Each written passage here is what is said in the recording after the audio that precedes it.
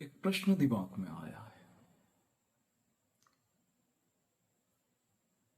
Supreme court के chief justice, उनके ऊपर किसी ने जूता फेंका जो उनको लगा भी नहीं, उस व्यक्ति को गिरफ्तार कर लिया जाता है।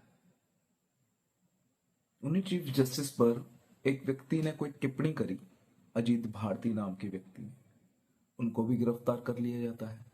क्योंकि बहुत बड़े जज हैं सुप्रीम कोर्ट के, चीफ जस्टिस ऑफ इंडिया।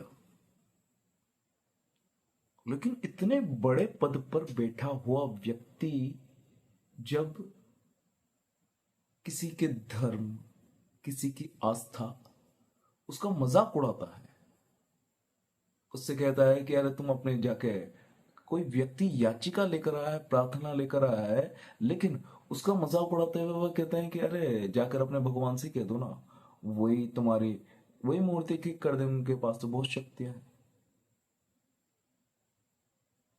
ऐसे कहकर मजाक उड़ाता है, तब कोई अपराध नहीं हुआ, क्योंकि लोकतंत्र है।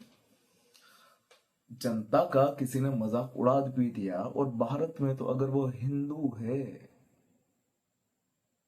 तो उसका मजाक उड़ाना तो अधिकार बनता है, उसका मजाक उड़ाना तो अधिकार बनता है। हाँ, तो बस यही प्रश्न था मेरा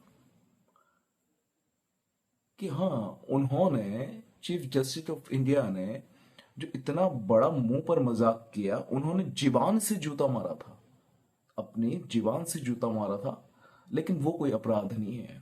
लोकतंत्र में जनता ही सब कुछ होती है, उसी जनता के मुंह पर ऐसा तमाचा मारा जाता है, उसकी आस्था के ऊपर इतना बड़ा तमाचा मारा जाता है, लेकिन वो कोई बड़ी बात नहीं है। यही लोकतंत्र है। बहुत विश्वास बढ़ रहा है जनता का लोकतंत्र की व्यवस्था पर, कानून व्यवस्था पर।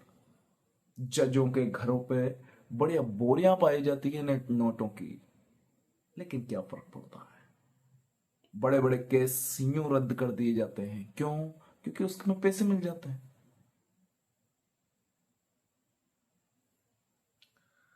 ऐसी लोकतंत्र की व्यवस्था पर बहुत विश्वास बढ़ रहा है वाकई में।